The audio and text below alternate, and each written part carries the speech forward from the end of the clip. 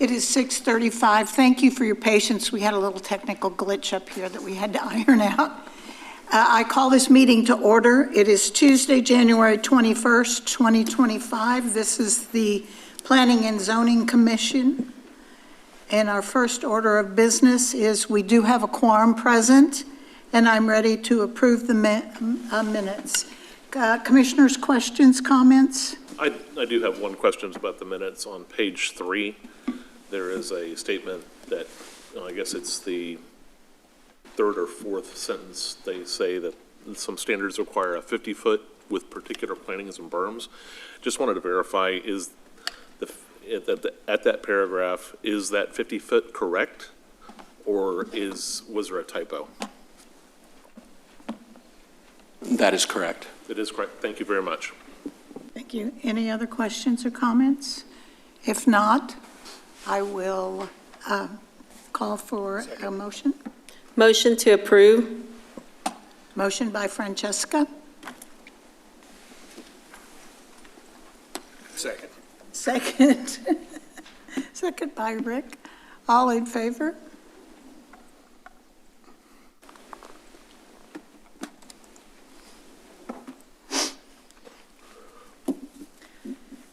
Motion carries 7-0.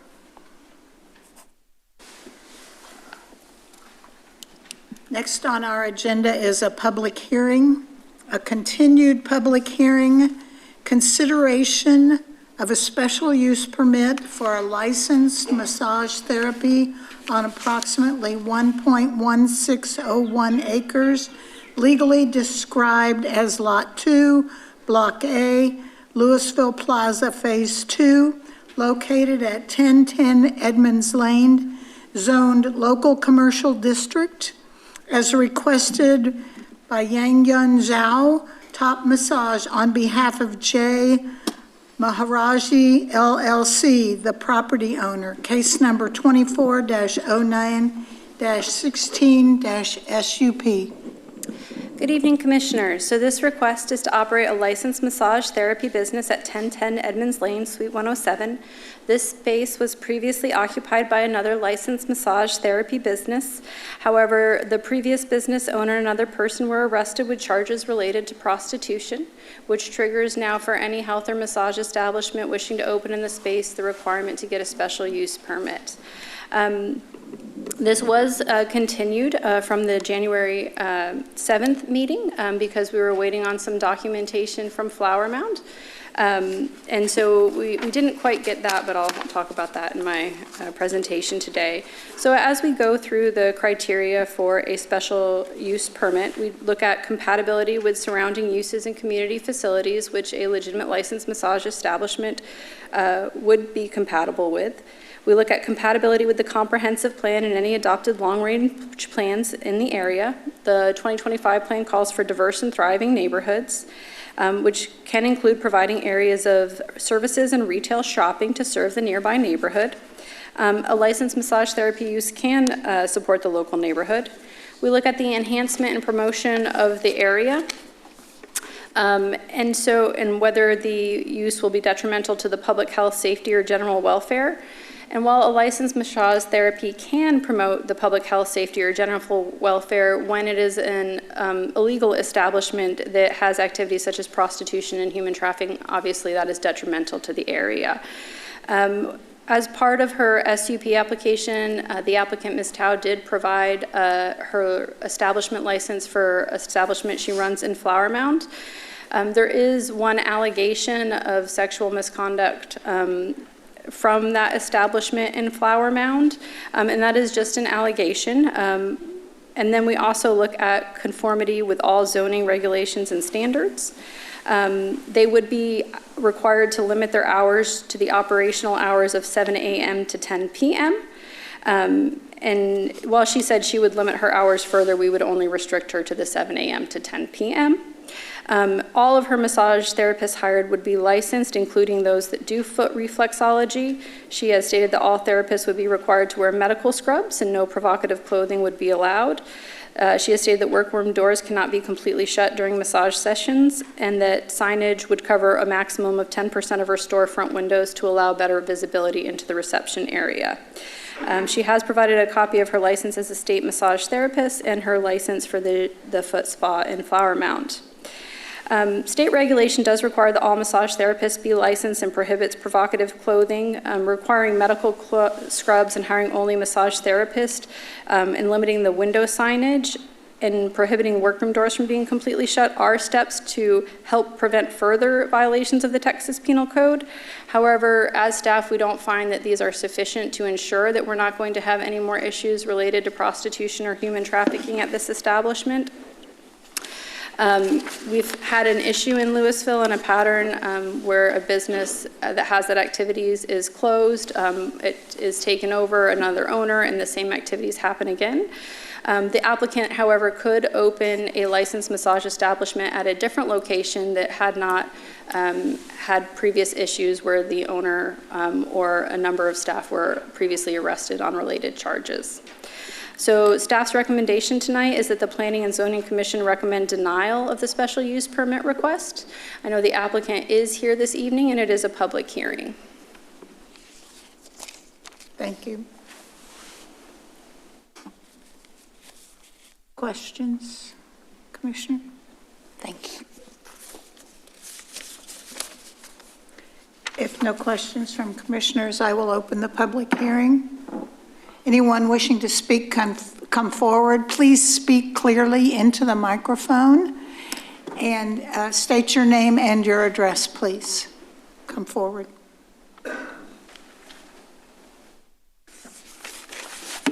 My name is Rusty Chu. Address is 9915 Corinth Lane in Frisco, Texas.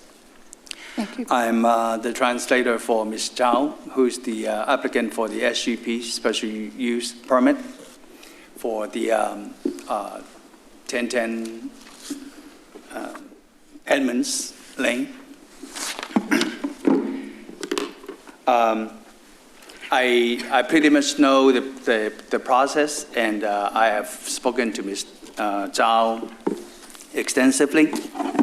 So I'm gonna just bring up a few points, brief points. And first of all, the previous owner of the business, Ms. Tao, spells T-A-O. I believe her case was dropped. So yes, she was arrested, but I think the county decided to drop the case. And she even misunderstood that she was allowed to reopen since her case was dropped. So,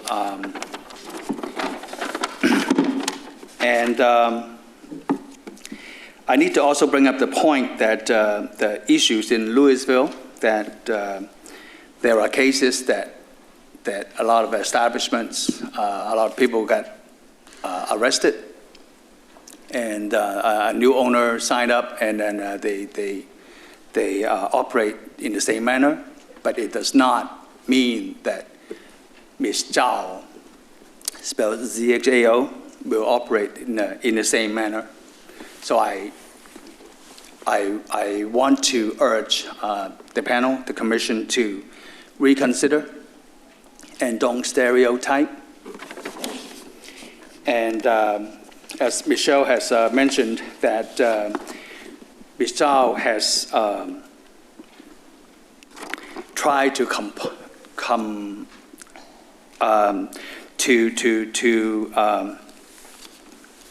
to follow and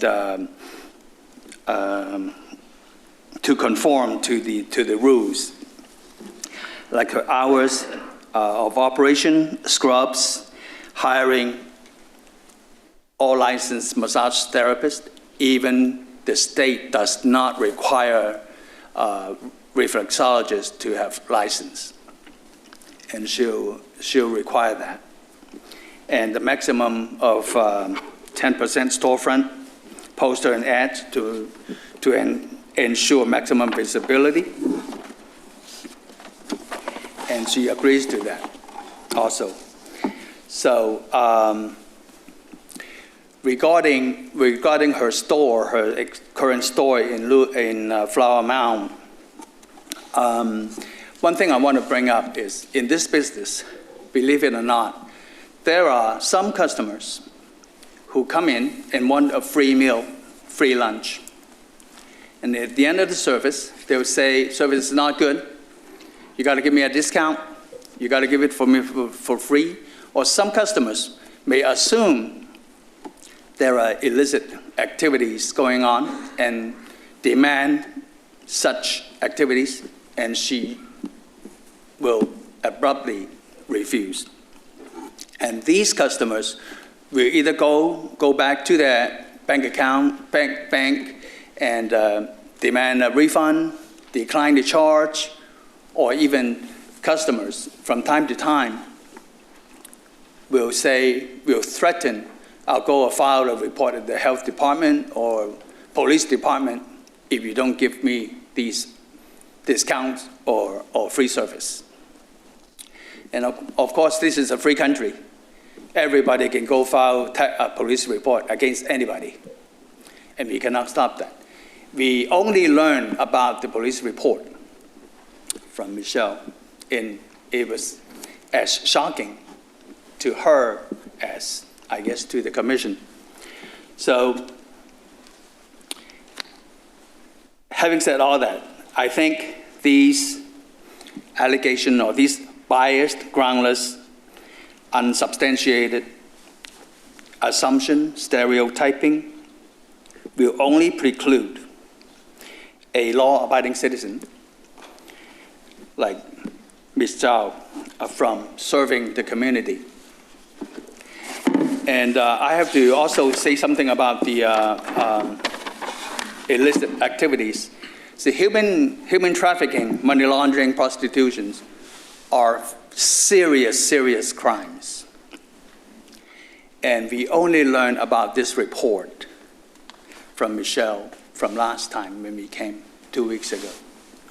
And Ms. Zhao has never had a police visit or call to answer to that report. So if there was such activity, the police would have come to arrest someone, at least to try to make Ms. Zhao to answer, to find out what's going on. But no, there is no police activity. So we urge the commissioner and the panel members to recommend an approval based on her past, current, and future plans to operate a legitimate, a legal business. And I'm sure she can be an asset to the community. And sure, the city needs to weed out the bad apples, because the bad apples not only will they bring harm to the public health, it will also cause property value to decline. They will also attract other crimes. So, and Ms. Zhao is committed to be a good citizen, to be a good business person, to serve the community. Thank you. Thank you, sir. Thank you, ma'am. Thank you.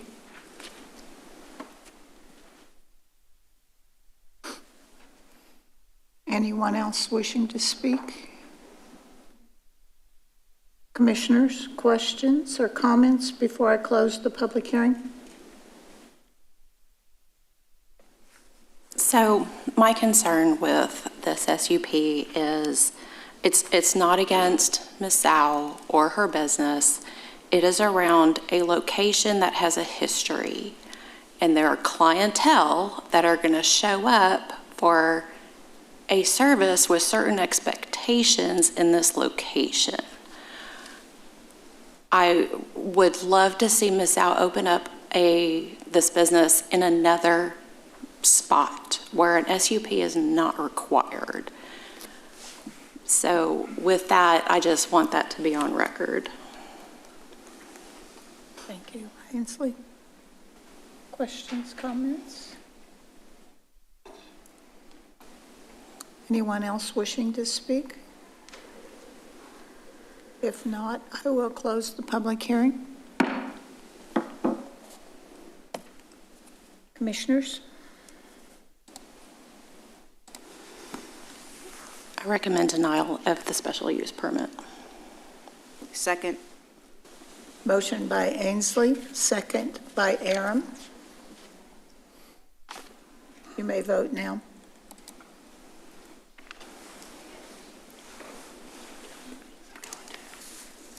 The second one in February, which would be the 17th. Motion carries 7-0.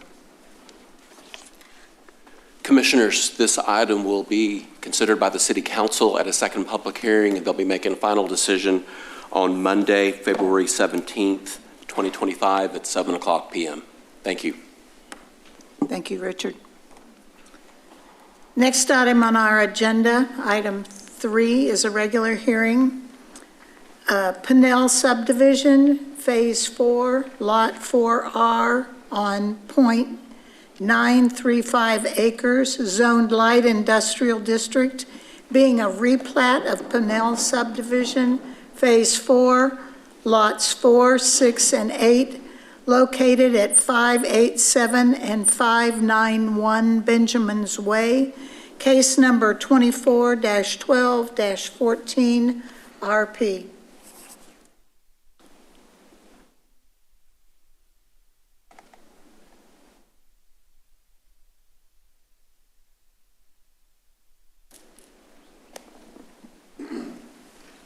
Commissioners, staff has reviewed this plat and found a list of deficiencies. Staff recommends that the Planning and Zoning Commission deny the plat and give staff the authority to approve the plat once all the listed deficiencies have been corrected. Thank you, Jonathan. Commissioners, questions, comments?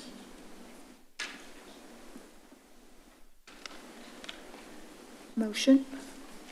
I move to disapprove the replat due to deficiencies and delegate staff the authority to accept and approve once deficiencies are corrected.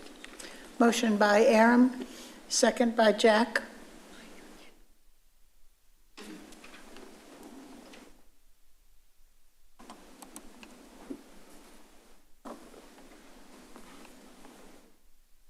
Motion carries 7-0. Item 4, consideration of 3 alternative standards related to architectural standards on the I-35E Corridor Overlay District on a 1.13 acre portion of Huffine Chevrolet Warehouse Edition, Block A, Lot 1, located on the south side of Bennett Lane, approximately 890 feet east of I-35 East, zoned light industrial district as requested by Trent Clark of A+ Designing Group, the architect, on behalf of Huffine's Lewisville Property LP, the property owner. Case number 25-01-1, alternative standards. Good evening, Commissioners. Huffine Chevrolet is a large automotive dealership that's located off of the I-35 frontage road. They are looking to subdivide their lot, a portion of it that is located off of Bennett. Right now, the entire lot goes on the I-35 frontage road all the way to Bennett. They're looking to subdivide a portion off of Bennett and build a parts storage building. They first came to staff about this project back in May of 2023 and submitted this for review in April of 2024. Now, this property, both portions of it off the I-35 overlay and in Bennett, is located in the I-35 core overlay district, which has some of the highest development standards found in Lewisville. They are requesting 3 alternative standards to the architectural requirements, which require that all buildings of this size, essentially any buildings under 50,000 square feet, contain 80% brick or stone. This building will largely be used to store automotive parts, and the majority of this building is not visible from public right-of-way. So they're requesting alternative standards for the three faces of the building on the east, west, and south sides. Now, the north side, which does face Bennett Lane, meets all of the requirements of the I-35 overlay. So the three alternative standards are to allow 95% masonry, so it'd be CMU brick in lieu of brick or stone, and 1.3 brick in lieu of the required 80%, which is 98.375 reduction. On the east facade is 80% masonry and 17% brick, which is a 78.75 reduction. And on the western, I apologize, both my exhibit and staff memo incorrectly lists alternative standard C as east. It is the west facade, 83% masonry and 14% brick in lieu of the required 8% brick or stone, which is an 82.5% reduction. The applicant's here. If you have any questions, I'm happy to answer any questions you may have regarding this. Commissioners, questions? Comments? Yes. Is there I would like to hear the reasoning why we're seeing such a large reduction to the standard. Right, so this is, we've supported similar alternative standards for these types of uses. And typically, with the I-35 code, when staff gives a recommendation, we look at basically what this looks like from public right-of-way. So when you're looking at this from Bennett Lane and in relation to the buildings surrounding it. So many of the buildings off of Bennett Lane are either metal buildings or tilt wall, which the CMU is a higher quality material than both of these. So we're looking at the context of this building, and then we're looking at the view from the public right-of-way. So it's still a masonry as opposed to brick or stone, which is a large reduction when you're looking at the percentage, but it's still a higher quality material than elsewhere in Lewisville where you could build a metal building and meet our standards. Thank you, Jonathan. Anyone else? Thank you, Jonathan. We have a couple of people here. We have a person who wishes to speak. Mr. Van Zandt, would you, if you're ready to speak, you may come forward. That was on another item. That was on. Oh, it's on, is that on item 5 instead of 4? Okay. Thank you. That straightens that out. We also have the design group. If we have any questions from the design group, commissioners?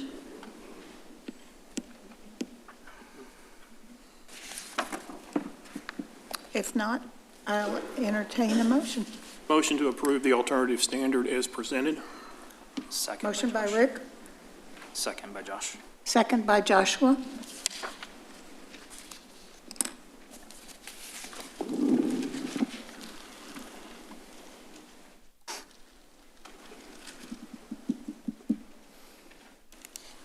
Motion carries 6-1. Commissioners, this item will be considered by the City Council during a regular hearing. We'll be making a final decision on Monday, February the 3rd, 2025 at 7:00 p.m. Thank you. Our next order of business is the tabled item from our last meeting, our last January meeting. Consideration of a recommendation for amendments to the Unified Development Code by amending Article 8, Uses, Parking Requirements, Supplemental Use Regulations, and certain distance requirements of Volume 2 of the Lewisville City Code, known as the Unified Development Code, by amending Chapter 7.3, Supplemental Use Regulations, Section 7.3.24, manufacturing, light intensity, manufacturing, medium intensity, manufacturing, heavy intensity, and warehouse distribution facilities to provide additional standards and amending Exhibit 7.2.3-4, non-residential zoning districts to clarify applicability of special use permit requirements for such uses in certain zoning districts. Thank you, Richard. Good evening, Commissioners. We'd like to thank the community for the input they have provided over the last couple of weeks. Staff has probably received close to 200 emails, phone calls, walk-ins. We've had many conversations with a lot of concerned business owners and property owners here in Lewisville. And like I said, we listened to them and explained how the proposed language might apply or might not apply. You know, there are many different situations on how different ordinances do impact a certain situation. So we've spent a lot of time visiting with a large variety of folks. And again, we appreciate everyone's input on this matter. So before you is a paper copy of revised language that is even revised further from what was in your packet on Friday. And I have prepared a short presentation. But first I want to give you just a little bit of history to kind of explain why this has come about. The primary purpose of these regulations are to potentially require a special use permit for new manufacturing or distribution warehouse facility uses. And that usually has a possibility of kicking in if you're developing one of these uses on vacant property or on a property that had previously been used for a lesser intensity and is being torn down. When I say a lesser intensity, some examples of that would be office, retail, restaurants, hotel, service type uses. Those are uses that are typically found in our neighborhood commercial or general business. Those are definitely much lesser intensity uses. So now that the city is building or is nearing build out, we have very few vacant properties left to develop industrial uses such as warehouse and manufacturing. And because of the nature of our cumulative zoning, we have a lot of these lesser intensity areas that have the zoning but were never developed for that. And so when you do introduce higher intensity uses with lesser intensity, then there's a problem with compatibility and the impacts with that. So that is the entire purpose of these proposed amendments. And then the next slide, like I said, I really want to cover the new language. I know that was passed out tonight since it does differ from what was in the packet. And the 500-foot rule is kind of the measure that determines if a new project would be required to get an SUP. And that is if that property is not within 500 feet of one of those lesser intensity uses. We do have properties in the city that do not have any of those lesser intensity uses. So therefore, this provision would not apply. Another provision are for properties that currently have an approved plan development in place.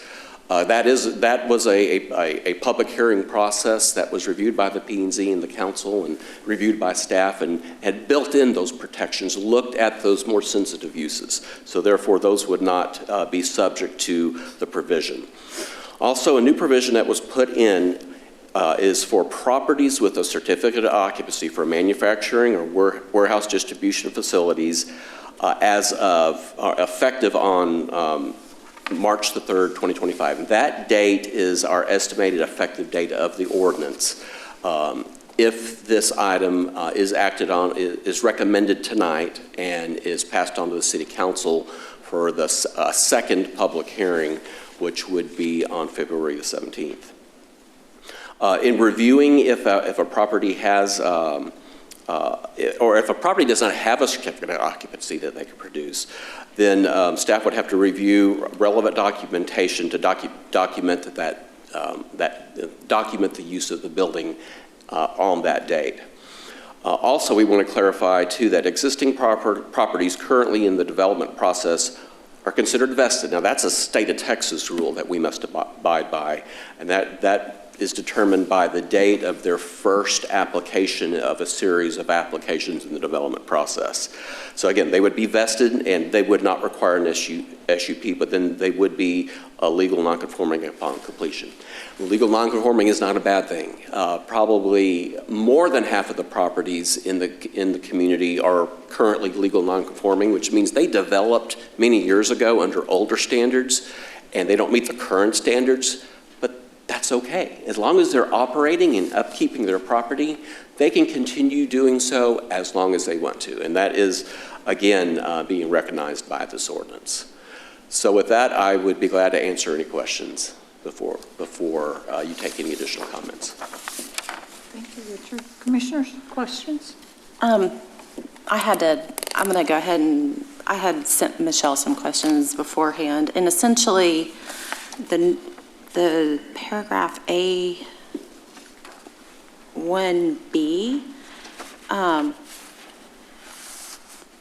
is essentially like the grandfathering clause. So that states that this regulation does not apply for item B if when the use is in a building locating in a building or structure in use as a manufacturing, light intensity manufacturing, medium intensity manufacturing, heavy intensity, or warehouse distribution facility use on March 3rd, 2025, as evidenced by a certificate of occupancy, which was current and valid on that date. Yes, that whole section, correct? Oh, and moving on to the part 2 and part 3. Yeah, the part 2 is the provisions that allows us to use whatever other documentation to determine what the use of the building was on that date, if there is no CO on file.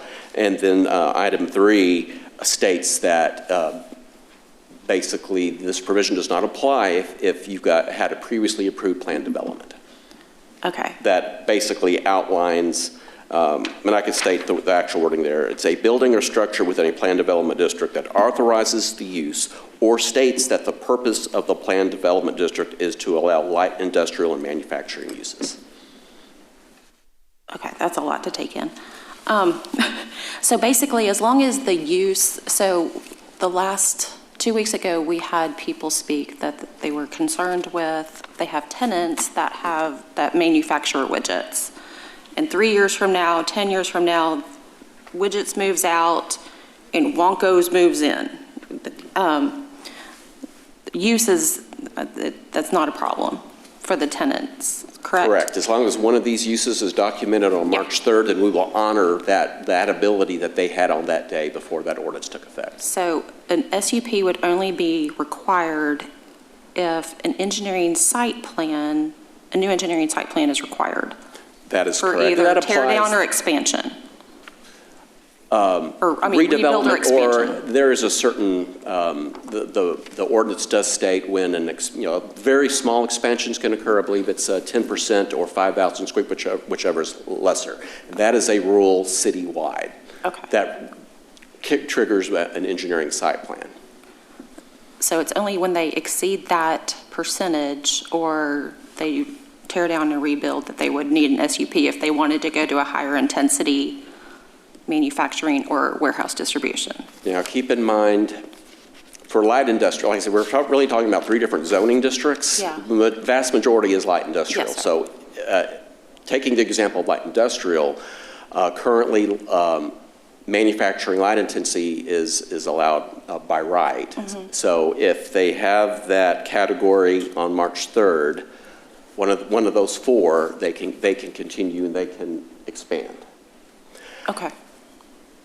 And then, but also keep in mind, medium intensity today and heavy intensity manufacturing both require an SUP, and that would still stand. Okay. That would not change.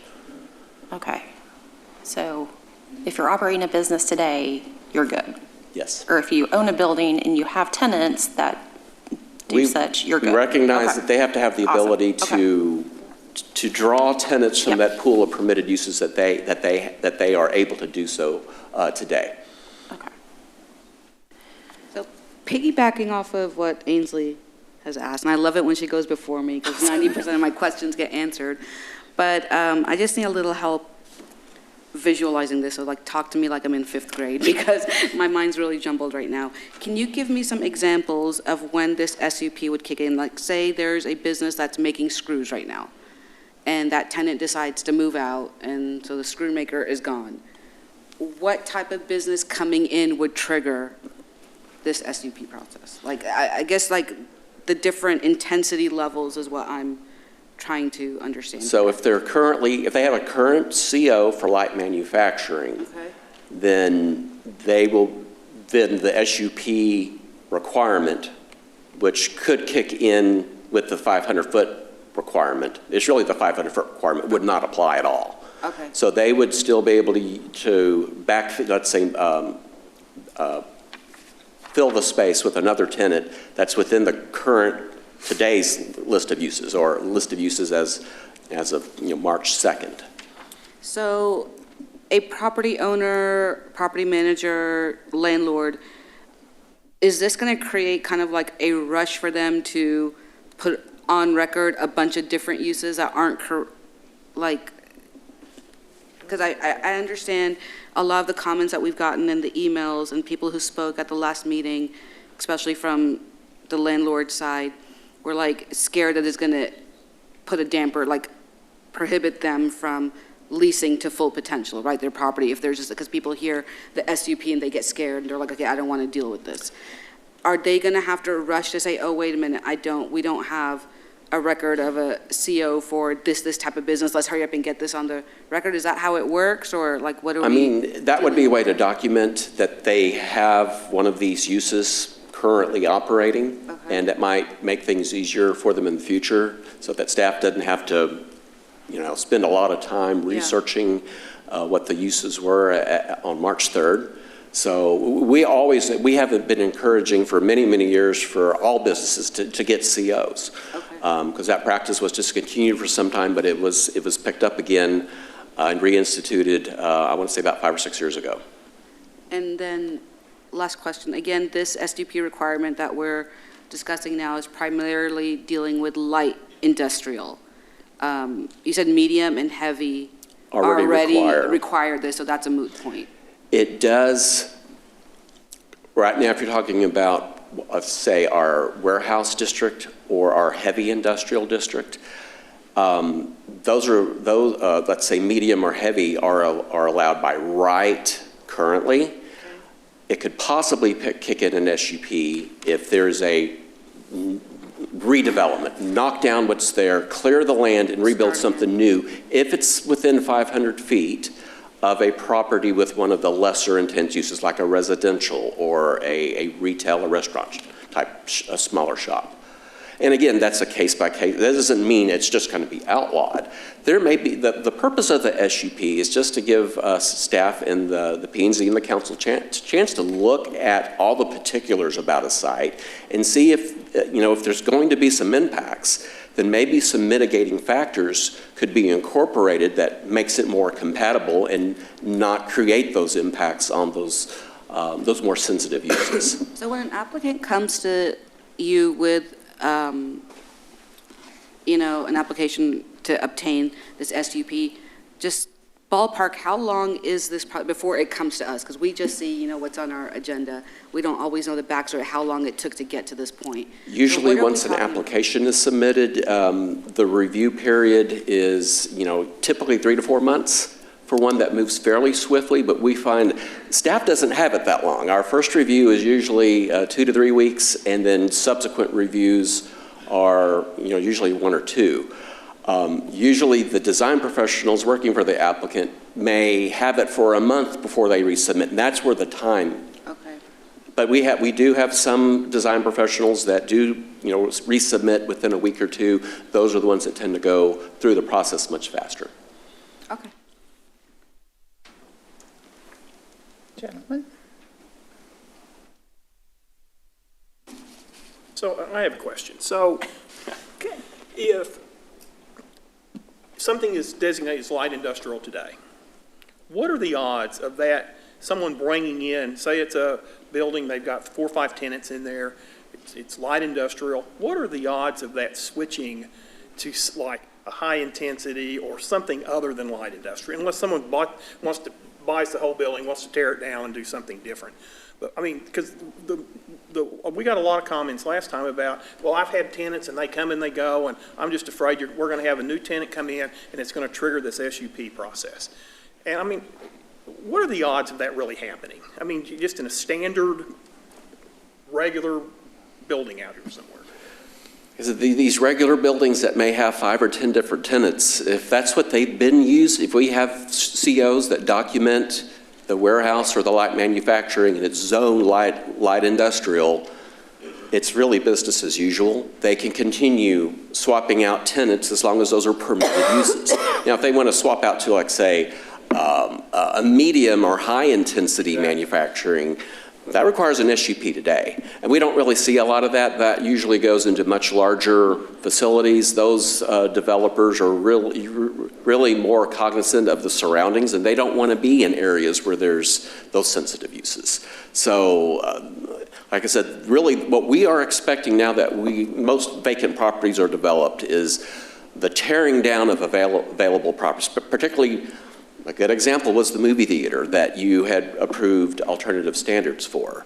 That was one that was, an entertainment use for decades, but it had the underlying light industrial zoning. And, we worked with that developer to try to minimize those impacts. But luckily, because some site conditions, we were able to achieve a project that we feel will probably be on the lower intensity scale of distribution warehouse, but there's really no guarantees. Where with the SUP, there is commitments that the applicant makes are basically locked in as part of their proposal and can be enforced. So again, this is to protect neighborhoods and our mom and pop businesses, our retail business, our service businesses that we already have from the impacts of, high intensity type uses, 24-hour trucking that can have a very detrimental effect on existing development, especially with the more lesser intensity or more sensitive uses. Richard, was that point what you just said? All these phone calls and emails and people walking in, it's really the mom and pop businesses is what I am worried about. We've had a lot that are currently operating as like a clock repair or some, maybe some small manufacturing. If they don't make any changes, then nothing will change for their status. But that point has been explained to them in better language than that confusing postcard that went out. Yes. Is that point to the people that are concerned, is that communication really, are we hearing them, or are they receiving that information that we're not really we want to protect you, that we're trying to lessen the impact on your business, like you said, with a 24-hour trucking or, loud, gregarious, like heavier, intensive uses. We want to protect you from that so your business doesn't suffer, because the perception out there is it's the mom and pop businesses that are going to suffer. So I just want to gauge what the, how those people that are scared they're going to be directly affected, how they're receiving. Yeah, a good percentage of the folks that this doesn't even, impact, who just didn't know what the postcard was about and what this amendment was about. Once we explained, the purpose of it, then we had a lot of positive feedback saying, expressing support for that, to take an extra look, take our time, and to take whatever steps necessary to protect those areas of town with the lesser intensity uses. Richard, I have a question for you. What is the cost for this SUP, for the application for our small businesses or businesses in general, and any fees that may be applied? SUP application is $750, and then we do require sign posting. That's $35 per sign, depending on the site. Determines the number of signs that are needed. We do provide the sign. Are there any other fees associated with that based on the acreage or anything like that? So then if a business is requiring an SUP, then if it gets declined by the planning and zoning, and they have to resubmit the application. Is that another $750 No, if the application? P&Z recommends denial, it still goes on to the city council who makes Okay. the ultimate decision. It does trigger a supermajority vote. And if it is denied there, like I said, then it's final. But the council can overturn the P&Z's recommendation. But again, it's all case-by-case basis. Well, and I think that may be something that people didn't understand, that we're not the final say here. I mean, Right. we make a recommendation and it moves on to the city council. So if you don't agree with what we do here, you can still go to the city council, stand up, make the same points you make here. So this is not the end of it for someone if they're opposed to this. They still have another avenue with the city council to go and make their case and get them to either approve it or disapprove it. That is correct. This is not the final decision. This is just a recommendation. Y'all are giving your honest opinion on if this should be approved or not. It's ultimately the city council's decision. They will have a second public hearing. Thank you. Any more questions? I have many things to do here. First of all, I have to open a public hearing. No, it's not a public hearing. This isn't a public hearing at this point? No, you It was closed the last public time. hearing at the last meeting. So this is a tabled item. Okay. But this is an open meeting, so the public has a right to speak on any item on the agenda. But to do so, you must have filled out a card. So anyone that is here that wishes to speak but has not filled out a card, please go to the table outside of the door and fill out a card and bring it to any staff member at these front tables. And we will make sure the chair receives that card. The chair will call each person's name to come forward. Thank you, Richard, for that point. First of all, I have 3 emails I'm going to read into the record. The first one, my name is Lance Kent, and I'm an owner of a small office warehouse in Old Town area. When I received a notice that said the city of Lewisville is holding a hearing that will determine whether you may lose the right to continue using your property for current use, I was surprised that was even possible. The property has been used for light manufacturing, which is within its zoning classification ever since it was purchased over 10 years ago. The property's value was and is determined by its location, its improvements, and the uses allowed by its zoning now and in the future. If some of my options for the use of property will be reduced by this change, so will its valuation. Will the city compensate me for this reduction in valuation? So I called the Planning and Zoning Department and I spoke with John Beckham to find out what the intention of this zoning change was. He was very helpful and told me the city received a number of complaints from a few large established residential communities about semi-truck traffic, noise and air pollution created by new large manufacturing developments adjacent to their property. It would seem if you create a housing development adjacent to a property zoned light industrial, you should not be surprised or complain if it is developed with one of its intended purposes. Perhaps the housing development should take responsibility for creating the barrier between it and who it perceives to be an offensive neighbor. Currently, property zoned light industrial has the right to be used for light manufacturing or warehouse distribution, among a number of other uses. Under the amendment, these property owners would lose that right and would require a special use permit, which would require additional time and expense and ultimately may not be approved.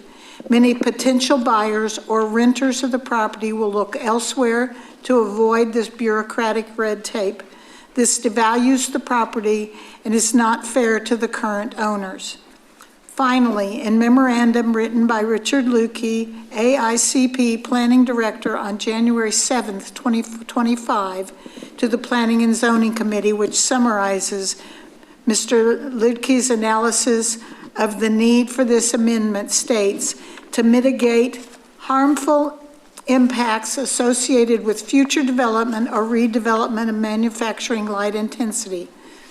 This idea that there are harmful impacts associated with light manufacturing is totally wrong.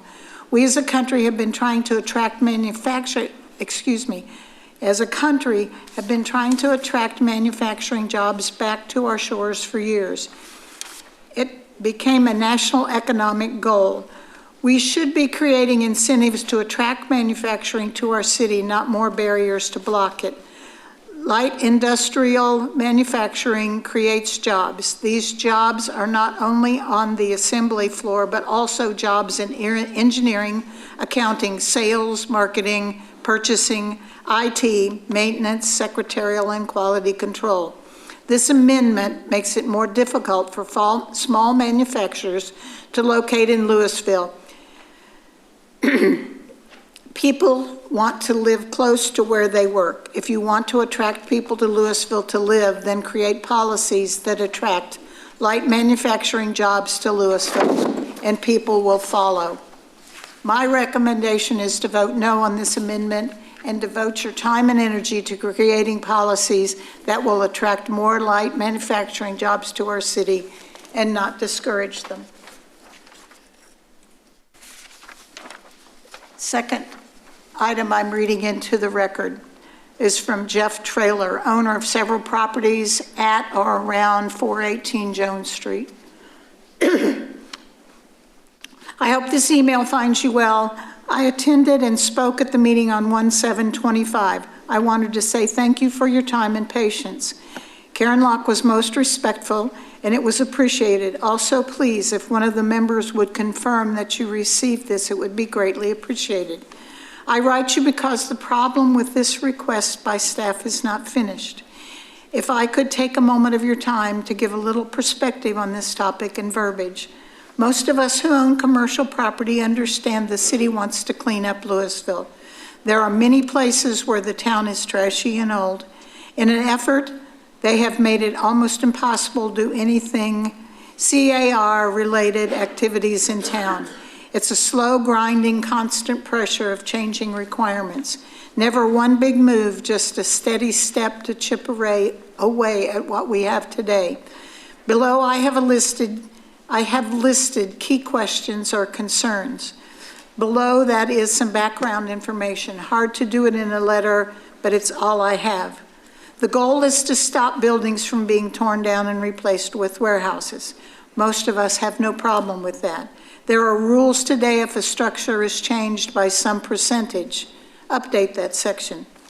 They can add wording for pre-existing non-conforming to say all pre-existing non-conforming will continue to be subject to zoning, permitting, and the certificate of occupancies as were in effect as of 1/1/2025. Or that pre-existing non-conforming will not be subject to SUP or administration procedures unless the structure is changed, altered in size by some percentage, or we request something not allowed within the current zoning. This would come into play if they tear it down.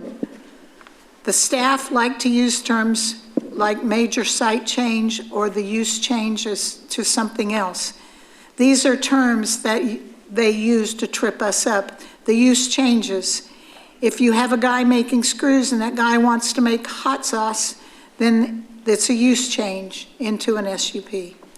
They start off by saying major expansion or new development, and then they start including us, all pre-existing non-conforming. Do you know how we got put into this category? The city changed the rules around us over time and forced us to be put into it. When we were built, the builders complied to the rules. If you remember, I said that for most of our tenants, they stay 3 to 5 years and then they moved on.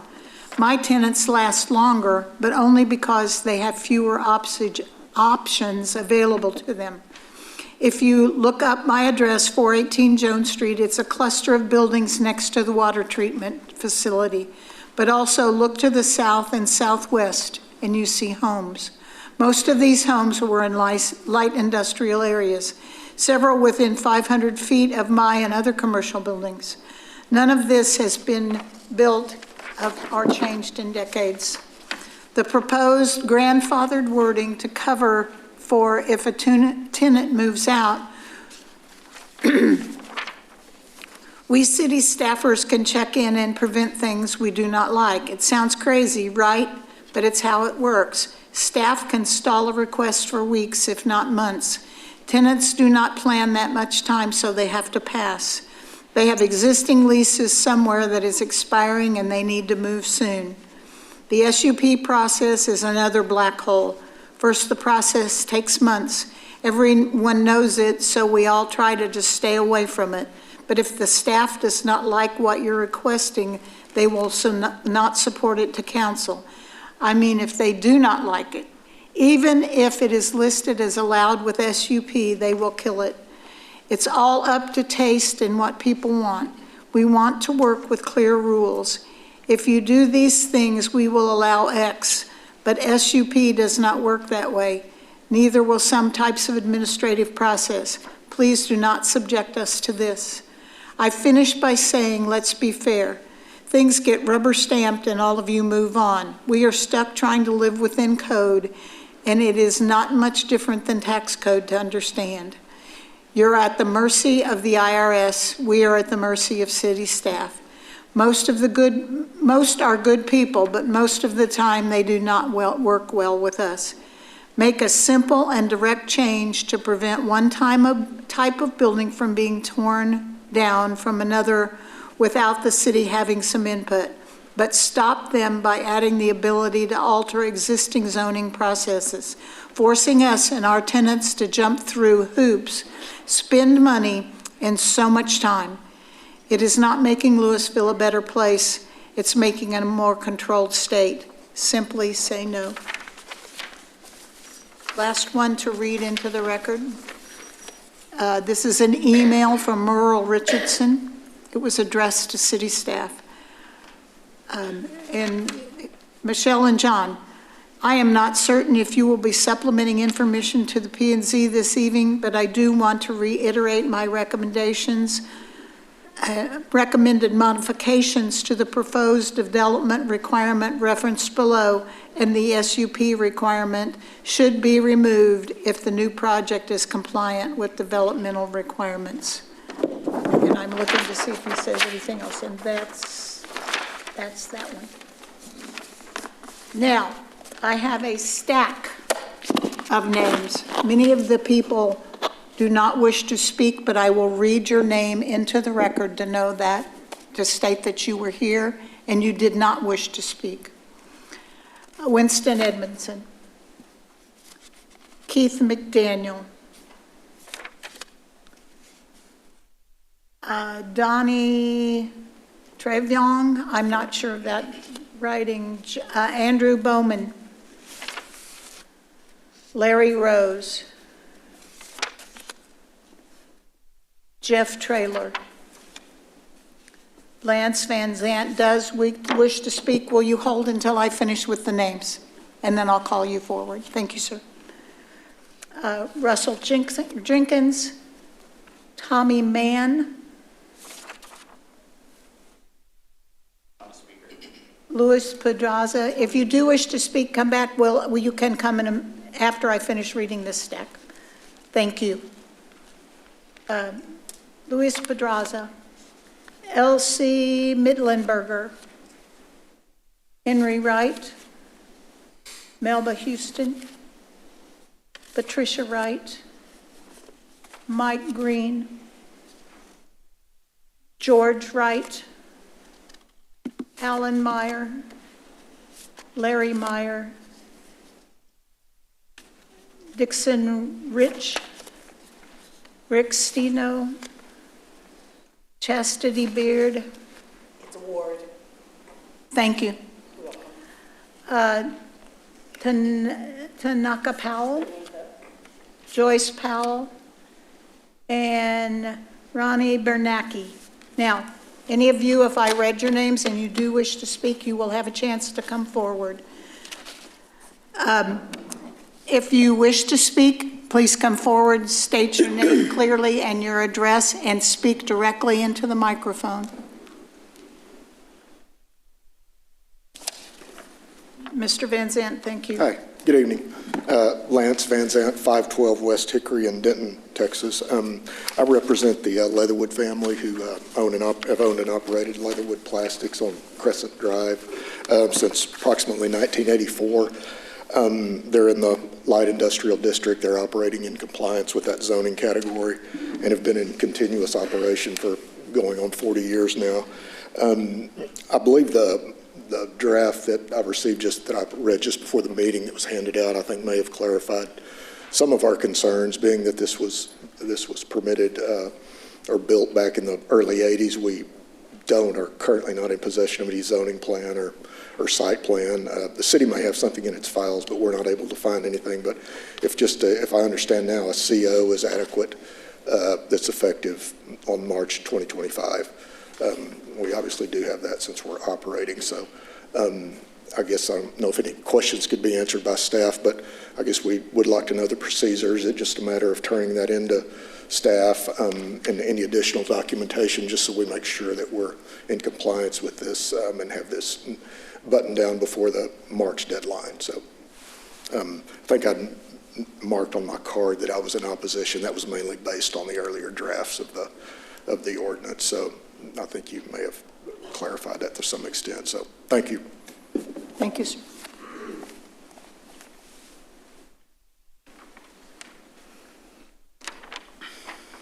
Tommy Mann, 500 Winstead Building.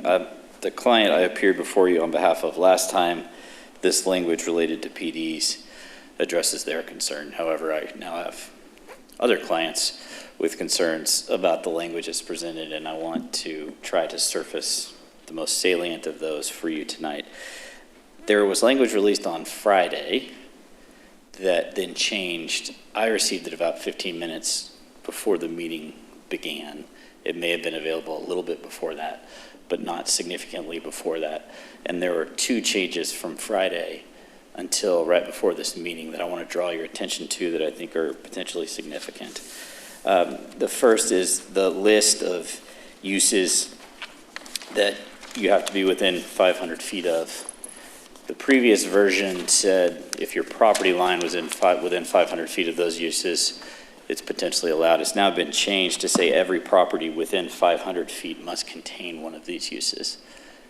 So the language as revised 15 minutes before this meeting potentially applies to a lot more land than the language that came out on Friday or that you considered last time. I don't know, I haven't done an inventory of the city to where this would apply, but obviously having a requirement that every property within 500 feet have these uses versus adjoining the property line is going to circle a larger number of properties.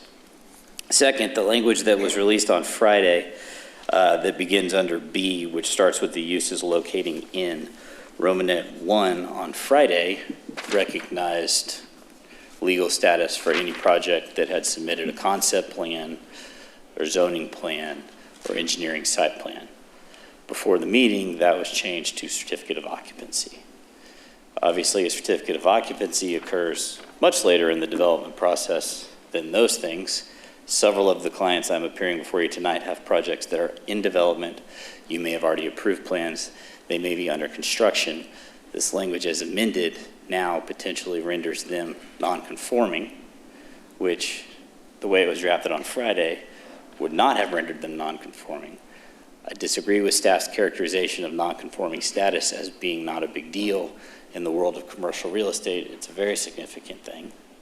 And it makes it more difficult to obtain financing, refinancing, sales, and leases, and those sorts of things.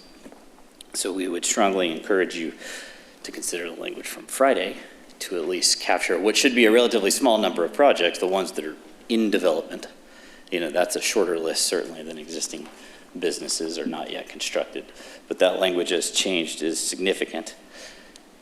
All of that is important because under state law, if written opposition of 20% of the land that's affected by a change to a zoning regulation registers opposition, it triggers a 3/4 voting requirement of the city council.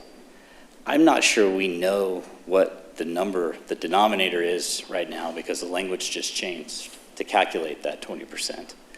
I'm not sure that the people that have given feedback to date, have seen the language that was released 15 minutes before this meeting to make sure that any calculation of that 20% is accurate and fair.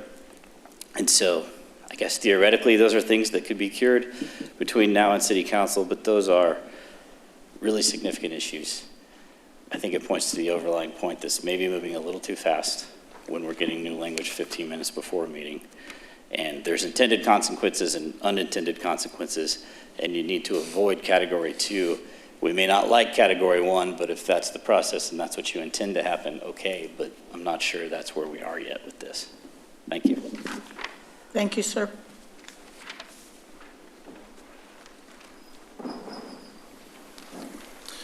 Henry Wright, 1403 Seminole Drive, Richardson, Texas. I spoke at our last meeting on this. I'm, like Tommy had mentioned, I fall in the same category that he had mentioned. I'm currently developing a site that, when I reviewed the language earlier today, was not going to be as negatively impacted by this language, and then this updated revision now impacts my site in a negative way. Again, when we set forth to develop the site, it was compliant with with everything within the unified code. Civil permit was issued, and a building permit's been issued, and now, based on what's written, I can deliver this product and be non-conforming, but and have spent millions of dollars to get there, and that just doesn't sit well with me. And so this current language is still ambiguous to me. The state law is a little bit clearer, and that would take precedent here. But why do we have to have that? Why would I have to come and fight for that later in the event that there is an issue, if my tenant has an issue getting a CO? Why do I need to, as a developer, try to go and list every potential use that might come in here without knowing what that might be? I didn't intend to do that when I started. I read the code and I understood the uses that would be allowed, and it now seems like I have to go and fight for those and defend those, and that just doesn't feel right. It does feel like it is rushed. This verbiage, again, just doesn't feel right, and the process, it now, and still does, it encumbers all light industrial. The existing buildings is what many people are concerned about, but the future development of land parcels in the city are going to be encumbered by this, and will be harder to develop, will require a process that takes 3 to 4 months, that will reduce values of those properties, and will drive new development to other markets. Thank you. Thank you, sir.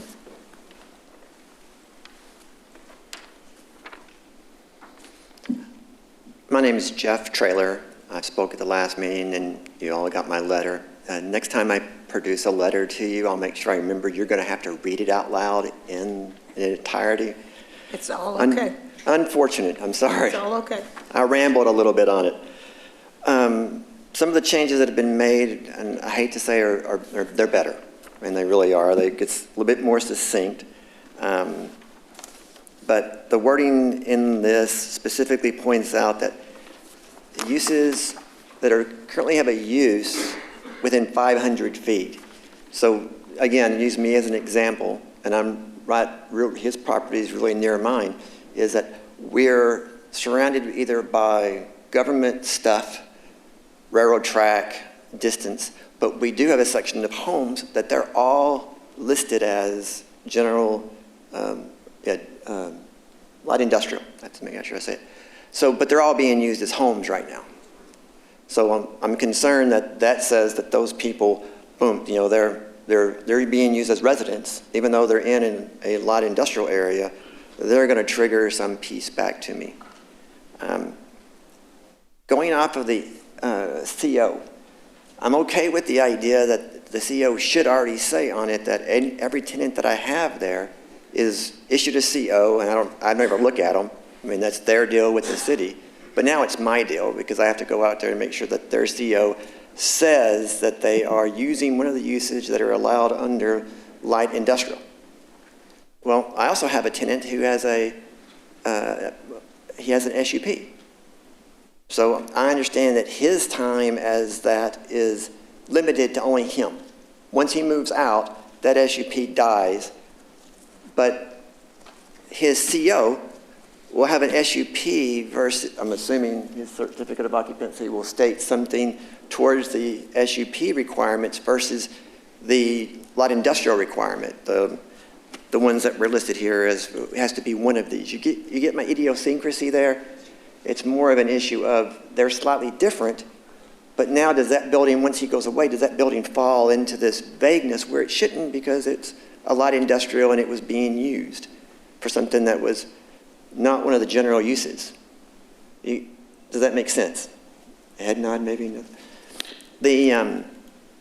What if the building is vacant on March 3rd, 2025? So what if a tenant were to move out the day before, the building's vacant, and then you go to the city and say, hey, I got a new tenant on the 4th. You didn't have a CUP on file for that place at that time. So my concern is that the wording just be a little bit more careful that these holes don't occur. Because it's much easier to sit there and say, it's a building in this general light industrial, and it was being used for that the last time it was used, and it hasn't been beyond their window of 6 months or whatever that number is. So if it was vacant during that moment of that date, it still should be within the 6-month window of the change. I hope that makes sense. And again, yes, you are not the final word on it, but the city council is. But the city council puts you in charge of doing the true due diligence, the true fact finding, the true nuts and bolts, which is painful in this environment to come up with. But that's what they give it to you for. So that you can do it and come to them and say, we agree or we don't agree. And very seldom will they say, we don't trust what you said, we're going to do our own thing. So you carry a lot of weight with it. So those were my concerns. Thank you. Thank you, sir.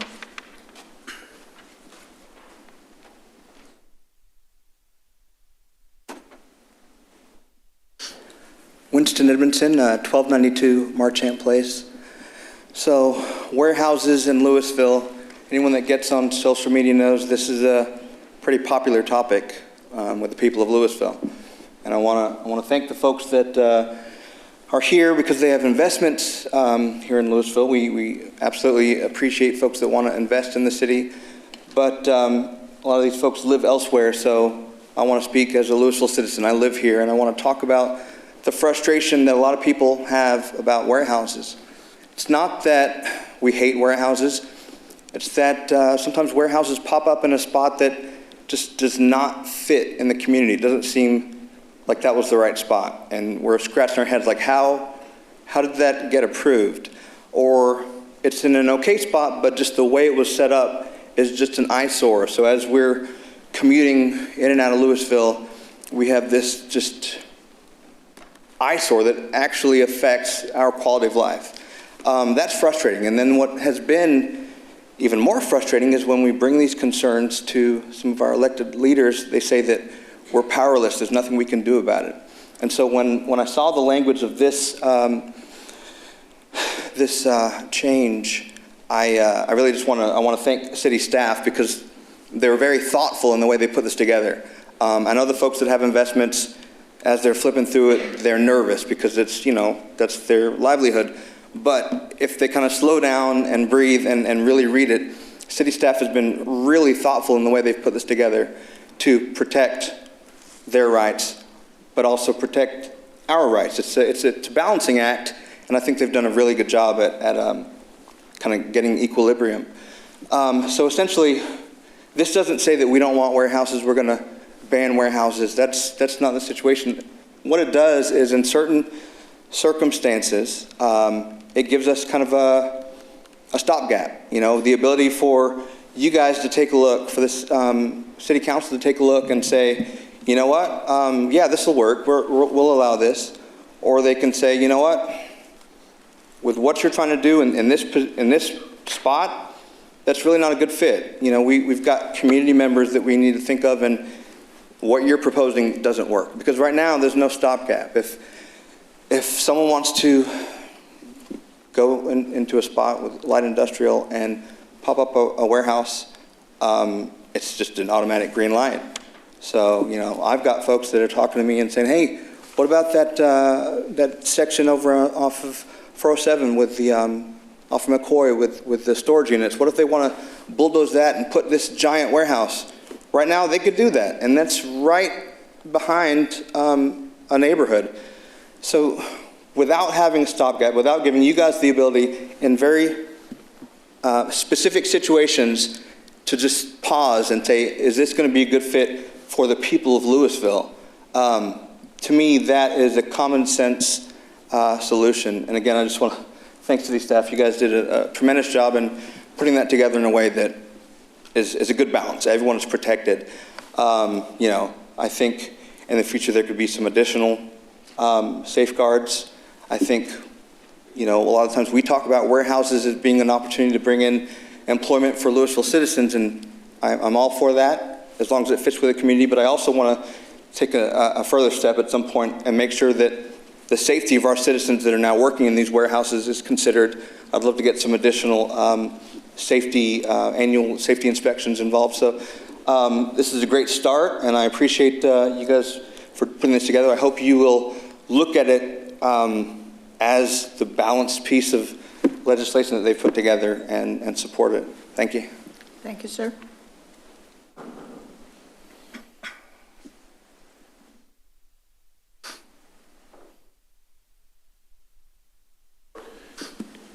Good evening, Commissioners. Rick Steno, outside counsel for UNARCO Material Handling. I spoke last time we were here. We're at 501 East Purnell Street here in Lewisville. If I can maybe even get some clarification while I'm here, it would help. My client has a light industrial building, it's been here 30 years, and they also have a 3 to 5 acre lot right next to it, empty. Since the time that the building was first constructed 30 years ago, there's a line now of residential, looks like apartments, that was built on the street right over next to them. So they are within the 500-foot specification right there. So we understand, we're trying to understand, the existing building is exempt as long as they keep their continued use from the 500-foot requirement. But what if they want to build another building, same thing, right next door? Special use or no special use? Can you say?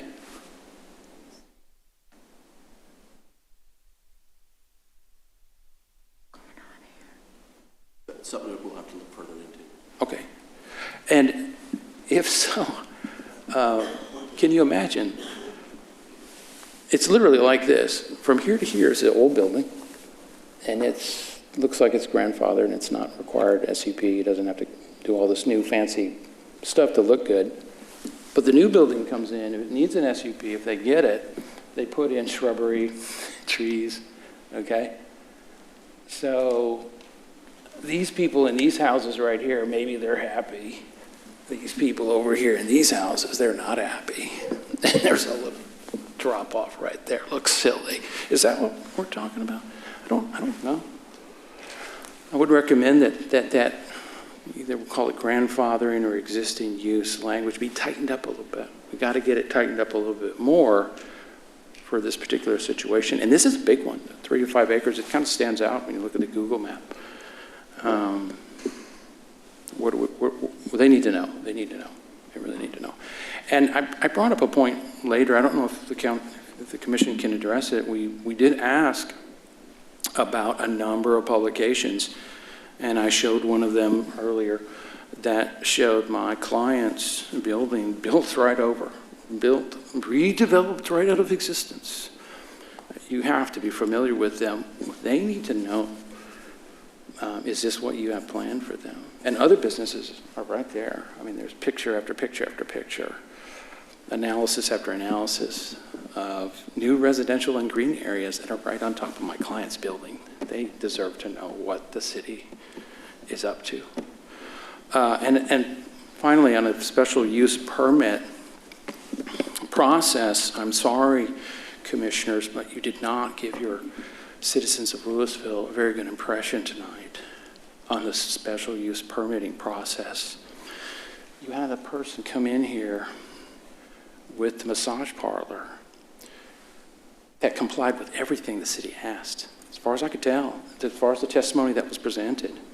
They went beyond all of the statutory requirements, all of the, they did everything that was asked of them to get a special use permit, and you turned them down based on an inference. I'm an attorney, I deal with evidence. There was no evidence that those people would operate that business in any way other than ethically and complying with the law, but you had an inference that something might happen. That's not a good look, okay? That is not going to give people confidence in the SUP process, because I have a feeling that at the end of the day, some good version of this is going to get passed. But as of now, for myself, we don't have a good feeling for that. How can we trust that special use process, when this person came in here, complied with everything you asked for, even beyond the whole dress code thing? You turned them down because you didn't like it. I don't think that's right. I don't like liquor stores. I don't like some other businesses around town, but if they're in compliance with the law, they need to be allowed to operate. Thank you for your good work. Thank you, sir.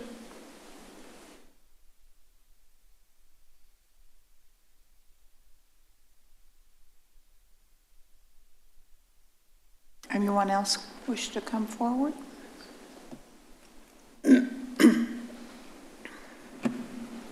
Commissioners?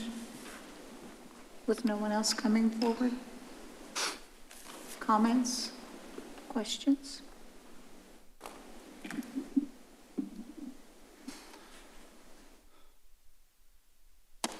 Can I ask a clarifying question?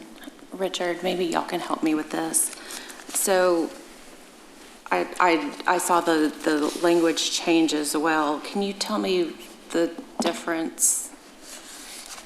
In fifth grade language, can you explain to me that difference between what was sent to us Friday and what we received today? Well, one thing that was clarified was plan developments. The Friday language talked about concept plans and engineering site plans and zoning plans, which are a concept plan or a zoning plan is a component of a plan development. So it was made to be a little bit more clear that a development that was within an existing PD would be exempt from the 500-foot rule that could potentially trigger an SUP. So after much discussion, staff put in the terminal, or the referred to a CO, because a CO is the permit that is needed for a business to occupy a space, and that was kind of the crux of the problem, was being able to occupy space. So that was going to be the measure at the time that the ordinance goes into effect. So the gentleman's concern about his projects that are still in that concept plan and development stage, but haven't reached the point where they're even remotely ready for a CO, they would be exempt, or anyone in that position would be exempt from this SUP process? Or once they get to that point of development where they now have to have a CO? Like, I guess I'm just trying to figure out, in that specific scenario that he brought up, the developer gentleman in his comments. Yeah, the state law is very clear about vesting to zoning, and the SUP is a zoning a zoning tool, and so the state law states that you're vested to zoning and to uses or classification and land uses with the day your very first permit of a series of permits is submitted. So that is very clear. Okay. I'm assuming that the folks that are here today are here because they do not want this to be approved? Is that safe to assume that? Or for us to not make that recommendation to the city council, is that true? Okay, because I am feeling that same way. And I feel like I'm a pretty smart individual. I have a master's degree, but in the pit of my stomach, something's telling me that the drawbacks outweigh the potential benefits of this for us to move forward with it. So it's my personal recommendation that I will not vote to move this forward to city council. Commissioners? And that's just my opinion. Thank you for comments and all that. Before we go on, I would like to thank the audience. Your respect has been appreciated, and thank you for coming and speaking and letting us know how you feel. It's important to us that you're there, that we can hear you.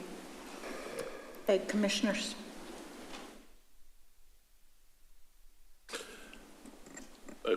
I have a question to staff. In terms of timing, we've been a couple of rounds of language coming out relatively short prior to the meeting. Do we have an ability to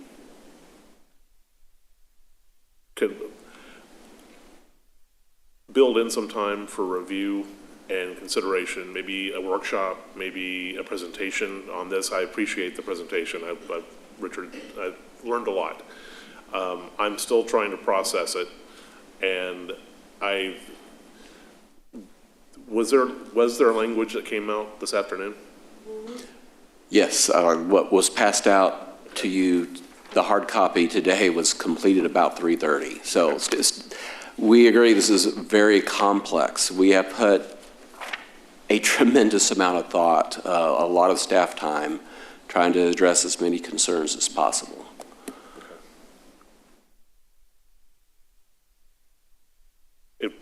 The observation is a lot to process, a lot to understand. I think the word balance came up in several comments, and I think that's what we're challenged with. Thank you. We could continue.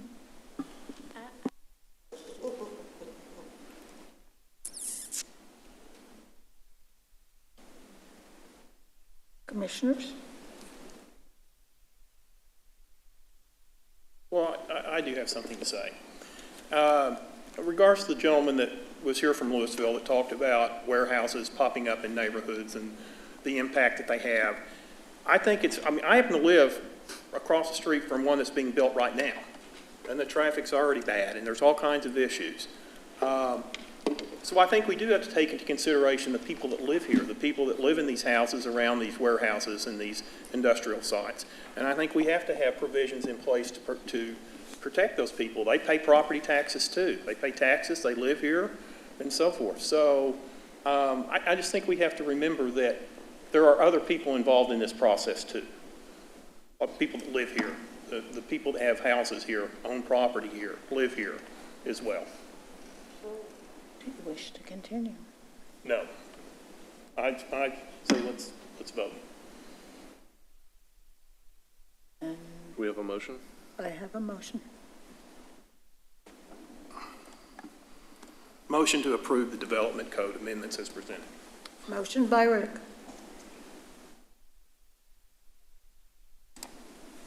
Second. Second by Ainsley.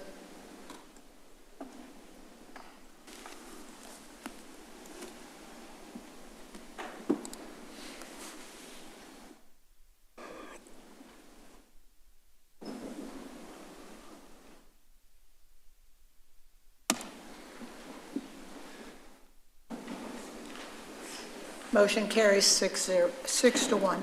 Commissioners, this item will be considered by the City Council, who will hold a second public hearing and will make a final decision on Monday, February 17th, 2025 at 7 o'clock p.m. Thank you. Are there any announcements? No announcements this evening. Thank you. The next item on the agenda is adjournment. Move to adjourn. Second. Motion by Aram, second by Ainsley.